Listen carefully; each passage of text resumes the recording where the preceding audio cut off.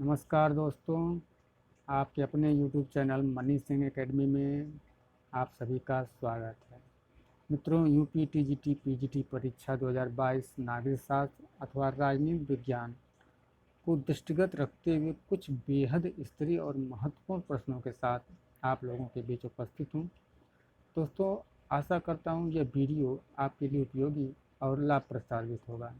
तो साथियों, आइए बिना समय नष्ट किए सीधे प्रश्नों पर चलते हैं। तो हमारा आज का पहला प्रश्न है, नगर राज्य का संबंध माना जाता है। ऑप्शन है प्राचीन मिस्र, प्राचीन भारत, प्राचीन यूनान या फिर प्राचीन चीन। तो हमारा ऑप्शन सी सही होगा, प्राचीन यूनान। प्रश्न संख्या 2 की तरफ चलते हैं। रिपब्लिक राजनीति पर लिखा गया ग्रंथ होने के बजाय शिक्षा पर लिखा गया समस्त युगों का सर्वोत्तम ग्रंथ है। यह टिप्पणी किसने की थी? तो अरस्तू ने, बोधा ने, ग्रीन ने, रूसो ने। तो ऑप्शन डी सही होगा, रूसो ने। प्रश्न संख्या 3, जब वार्षिक केंद्रीय बजट लोकसभा के द्वारा पारित नहीं होता तो बजट में संशोधन किया जाता है और पुनः प्रस्तुत किया जाता है। बजट को राज्यसभा के सुझाव के लिए संदर्भित किया जाता है या फिर केंद्रीय वित्त मंत्री को त्यागपत्र देने के लिए क्या कहा जाता है, या प्रधानमंत्री अपनी मंत्रिपरिषद का त्यागपत्र प्रस्तुत करता है। तो ऑप्शन डी ये सही होगा, प्रधानमंत्री अपनी मंत्रिपरिषद का त्यागपत्र प्रस्तुत करता है। बढ़ते हैं अगले प्रश्न की तरफ। निम्नलिखित में से कौन अतिवादी नहीं था? लाला लाजपत राय, बिपिन चंद्र पाल, बाल गंगाधर तिलक या फिर गोपाल कृष्ण गोखले। ऑप्शन डी सही होगा, गोपाल कृष्ण गोखले ये अतिवादी नहीं थे। प्रश्न संख्या 5। प्रश्न संख्या 5 में सूचियों का मिलान करना है। देखते हैं, एफएमसीटी का संबंध किससे है? मॉन्ट्रियल प्रोटोकॉल का संबंध किससे है? ट्रिप्स का संबंध किससे है? WSF का संबंध किससे है? तो मिलाते हैं। एफएमसीटी का संबंध विश्व व्यापार से है। मॉन्ट्रियल प्रोटोकॉल का संबंध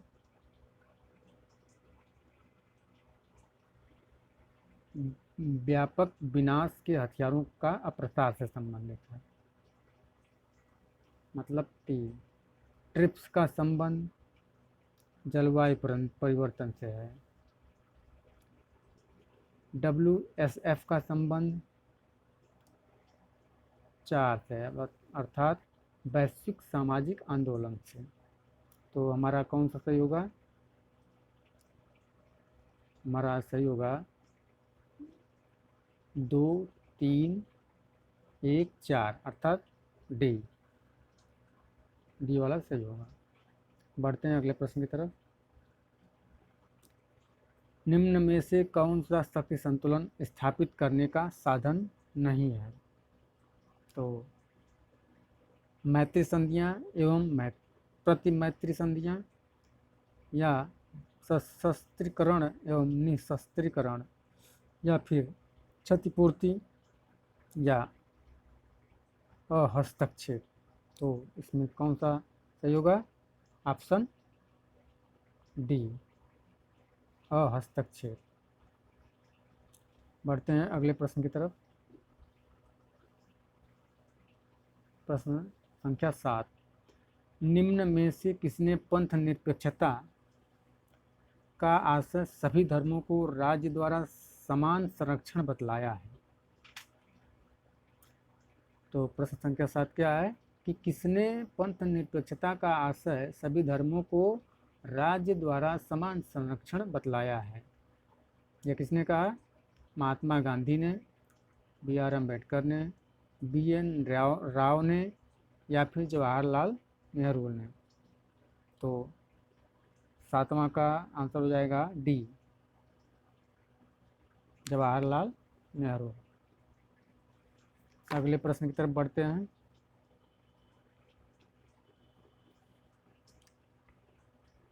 प्रश्न संख्या 8 अध्यक्षात्मक शासन प्रणाली आधारित है। ऑप्शन है, एक व्यक्ति में सत्ता केंद्रित करने में, अनेक व्यक्तियों को सत्ता प्रदान करने में, सरकार के 3 अंगों के मध्य सत्ता पृथक्करण में, या फिर केंद्र और राज्यों के बीच सत्ता विभाजित करने में। तो 8वां का हमारा सही हो जाएगा ऑप्शन सी। ऑप्शन सी, सरकार के 3 अंगों के मध्य सत्ता पृथक्करण में। बढ़ते हैं अगले प्रश्न की तरफ। प्रश्न संख्या 9 किसके अनुसार राज्य जीवन की मूलभूत आवश्यकताओं के निमित्त अस्तित्व में आता है और श्रेष्ठ जीवन के लिए अस्तित्व में बना रहता है। यह कथन किसका है कि राज्य जीवन की मूलभूत आवश्यकताओं के निमित्त अस्तित्व में आता है और श्रेष्ठ जीवन के लिए अस्तित्व में बना रहता है। ऑप्शन है गार्नर, कोल, मैकियावेली या फिर अरस्तु। तो 9वां का क्या हो जाएगा? ऑप्शन डी, अरस्तु। अरस्तु ने कहा था राज्य जीवन की मूलभूत आवश्यकताओं के निमित्त अस्तित्व में आता है और श्रेष्ठ जीवन के लिए अस्तित्व में बना रहता है। तो इस तरह अरस्तु हो गया। बढ़ते हैं अगले प्रश्न की तरफ। निम्न में से कौन सा जोड़ा सही नहीं है? राज्य की उत्पत्ति का सिद्धांत एक तरफ दिया है, दूसरी तरफ समर्थक के नाम दिया है। एक तरफ सिद्धांत है राज्य के उत्पत्ति के, दूसरी तरफ समर्थक के नाम है। तो मिलाते हैं। दैवी उत्पत्ति का सिद्धांत, पितृशक्ति का सिद्धांत, पितृसत्तात्मक सिद्धांत, मातृसत्तात्मक सिद्धांत। तो इसमें से सही नहीं है। सही मिलान इसमें से कौन नहीं है? शक्ति का सिद्धांत, ऑप्शन बी, ये वाला सही नहीं है, बाकी सब सही है। बढ़ते हैं अगले प्रश्न की तरफ। प्रश्न संख्या 11 निम्नलिखित में से कौन सा जोड़ा सही नहीं है? एक तरफ लेखक है, एक तरफ पुस्तक का नाम है। तो देखते हैं। Mosca, Pareto, Robert Michels, Lipset. तो मोस्का की पुस्तक का नाम है ग्रामा का निम्नलिखित में से कौन सा जोड़ा सही नहीं है? तो इसमें जो है मोस्का द रूलिंग क्लास, ये मोस्का द्वारा लिखी गई थी। पैरेटो माइंड एंड सोसाइटी सही है। रॉबर्ट मिशेल्स पॉलिटिकल पार्टीज, यह भी सही है। लिपसेट वेल्थ ऑफ नेशंस, यही गलत है।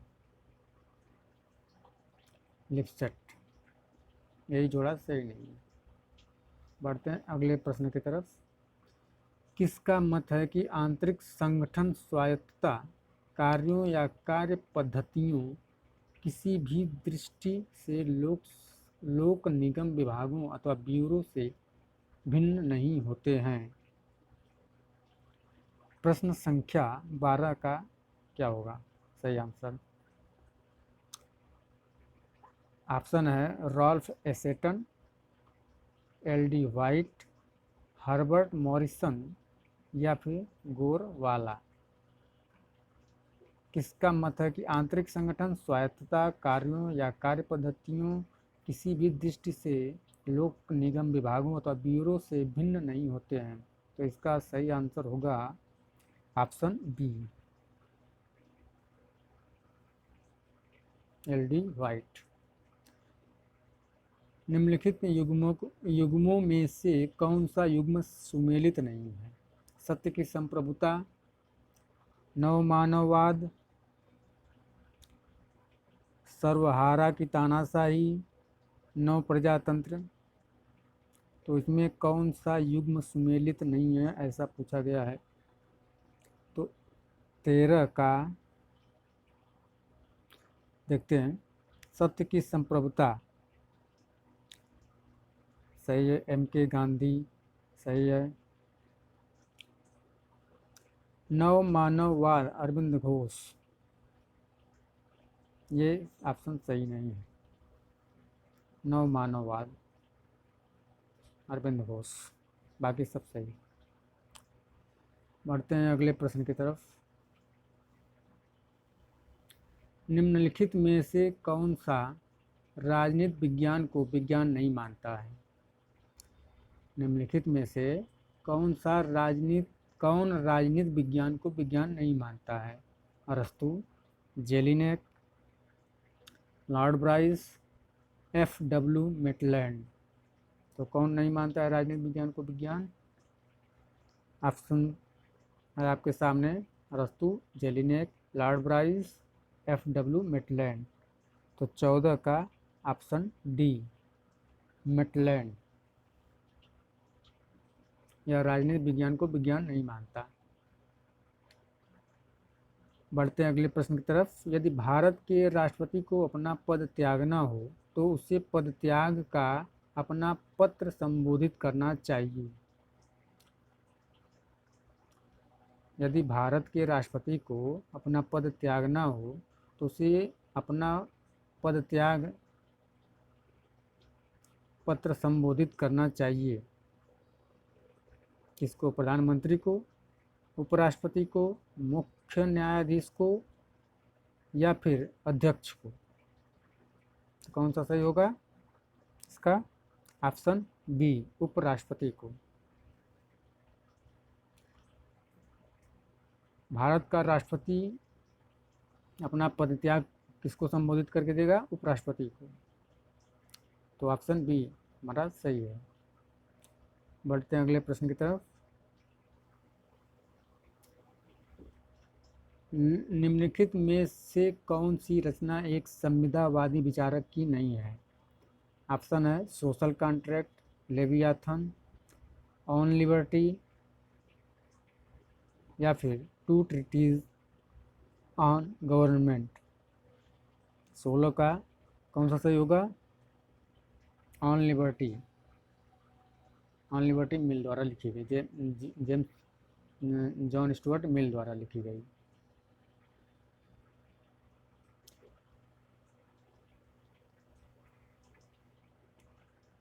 संयुक्त राष्ट्र ने किस दशक को महिलाओं के दशक के रूप में घोषित किया?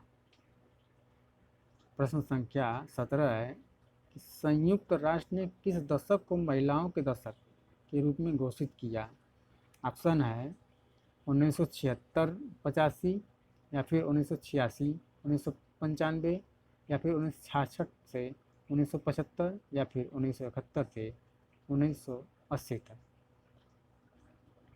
तो किसको महिलाओं का दशक के रूप में घोषित किया संयुक्त राष्ट्र ने? ऑप्शन है आपके सामने। इसका सही उत्तर होगा ऑप्शन ए, 1976 से 1985 को संयुक्त राष्ट्र ने महिलाओं के दशक के रूप में घोषित किया। अगला प्रश्न है, राम मनोहर लोहिया किसके समर्थक थे? विकेंद्रित समाजवाद के, साम्यवाद के, गाइड समाजवाद जिसे श्रेणी समाजवाद भी कहा जाता है, या फिर फेबियन समाजवाद? तो राम मनोहर लोहिया किसके समर्थक थे? 18वां का हमारा सही उत्तर होगा ए, विकेंद्रित समाजवाद।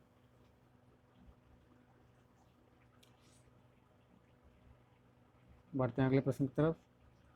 लोक निगम का उत्तरदायित्व होता है नौकरशाही के प्रति, प्रधानमंत्री के प्रति, राष्ट्रपति के प्रति, या फिर संसद के प्रति? तो लोक निगम का उत्तरदायित्व किसके प्रति होता है? 19वां का ए, नौकरशाही के प्रति। बढ़ते हैं अगले प्रश्न की तरफ। प्रश्न संख्या 20। प्रश्न संख्या 20 सूचियों से मिलान करना है। तो देखते हैं।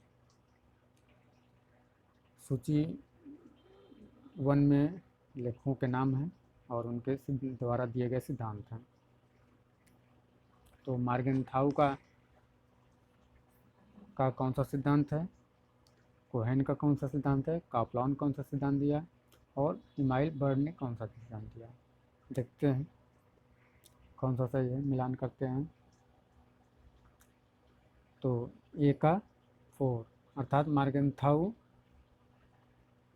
यथार्थवादी संप्रदाय से संबंधित है। ए का 4 और बर्नार्ड कोहेन किससे संबंधित है? ऑप्शन 3 बर्नार्ड कोहेन किससे संबंधित है? निर्णय निर्माण उपागम से, अर्थात बी का 3। मॉर्टन कापलान किससे संबंधित है? मॉर्टन कापलान जो है व्यवस्था सिद्धांत से संबंधित है, अर्थात सी का 1। इमाइल बर्ड किससे संबंधित है? इमाइल बर्ड जो है खेल सिद्धांत से संबंधित है, अर्थात 2, सी डी का 2। तो इस तरह हमारा सही आंसर होगा ऑप्शन ए, हमारा सही होगा। बढ़ते हैं अगले प्रश्न की तरफ।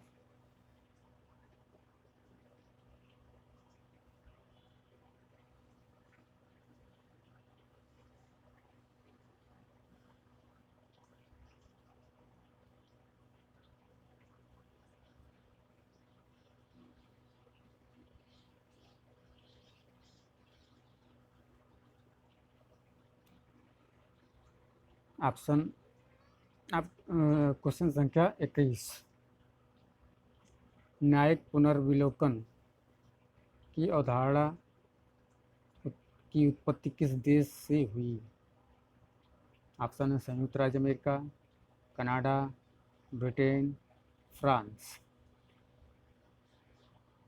तो न्यायिक पुनर्विलोकन की अवधारणा किससे संबंधित है? 21 का कौन सा सही होगा? ए, संयुक्त राज्य अमेरिका। निम्नलिखित में से किसने समाजवाद के अंतर्गत सांस्कृतिक क्रांति का विचार प्रतिपादित किया? 22वां का है कि किसने समाजवाद के अंतर्गत सांस्कृतिक क्रांति का विचार प्रतिपादित किया? ऑप्शन है कार्ल मार्क्स, माओ त्से-तुंग, वी.आई. लेनिन या फिर जे स्टालिन। तो इसका सही उत्तर होगा 22वां का ऑप्शन बी, माओ त्से-तुंग।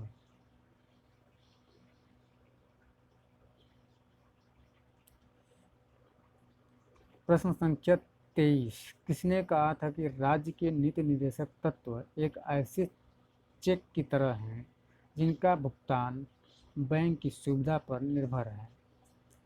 ऑप्शन है Jawaharlal Nehru, B N. Rao, B R. Ambedkar, K T. Shah.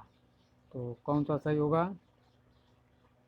प्रश्न संख्या 23 का कौन सा सही होगा? के.टी. शाह, अर्थात डी, के.टी. शाह।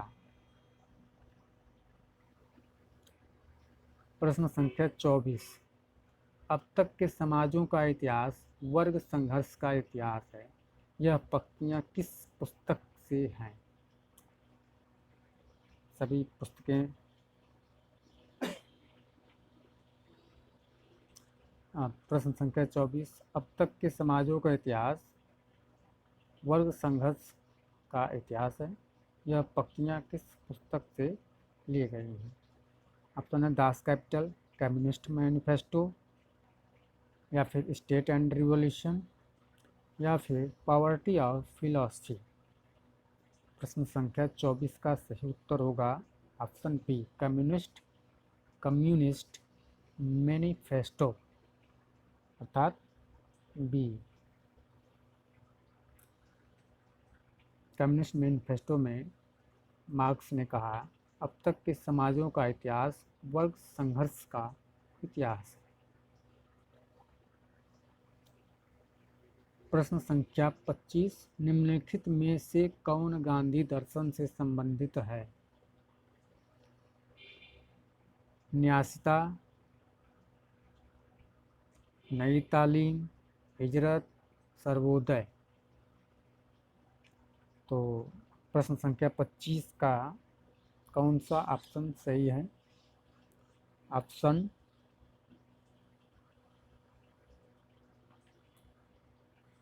डी, 1, 2, 3, 4, ये चारों संबंधित हैं गांधी दर्शन से। तो 25 का डी। निम्नलिखित में से कौन सी विद्या कौटिल्य द्वारा सुनिश्चित मूल विद्याओं में सम्मिलित नहीं है? ऑप्शन है वार्ता, अन्वीक्षिकी, निरुक्त, त्रयी। तो कौन सी विद्या कौटिल्य द्वारा सुनिश्चित मूल विद्याओं में सम्मिलित नहीं है, हमें यह देखना है। तो प्रश्न संख्या 26 का सही उत्तर हो जाएगा ऑप्शन सी, निरुक्त। ये संबंधित नहीं है। प्रश्न संख्या 27, निम्नलिखित में से कौन संप्रभुता के बहुलवादी सिद्धांत का समर्थक नहीं है? लिंडसे, मेटलैंड, बोदा, ओटो वीआर। तो 27वां का हमारा सही हो जाएगा। संप्रदाय के बहुलवादी सिद्धांत का समर्थक नहीं है।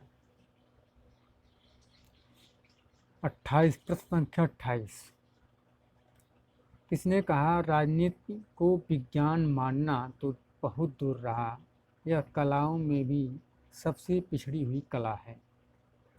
तो ऑप्शन है मेटलैंड, बक्कल, लीकॉक या फिर गेटेल। तो इसका सही आंसर होगा बक्कल। एक वित्त विधेयक किसी सिफारिश के बिना विधानसभा में प्रस्तुत नहीं किया जा सकता। स्पीकर, राज्यपाल, मुख्यमंत्री, वित्त मंत्री। एक वित्त विधेयक किसी सिफारिश के बिना विधानसभा में प्रस्तुत नहीं किया जा सकता। तो हमारा सही उत्तर होगा 29 का बी, राज्यपाल।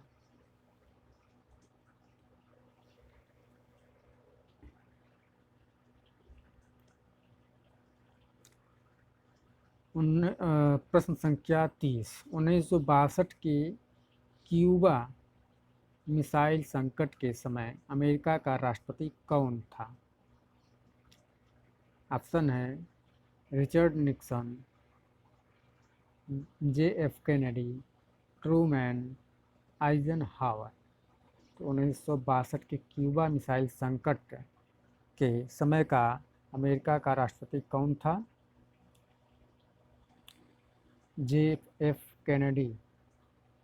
इसका सही उत्तर होगा ऑप्शन बी, JF कैनेडी जो है क्यूबा मिसाइल संकट के समय अमेरिका का राष्ट्रपति था। तो ये था आज का हमारा अभ्यास प्रश्न, इसमें 30 प्रश्न हमने शामिल किए थे। अब अगले दिन नए वीडियो के साथ मिलते हैं मित्रों। नमस्कार, धन्यवाद।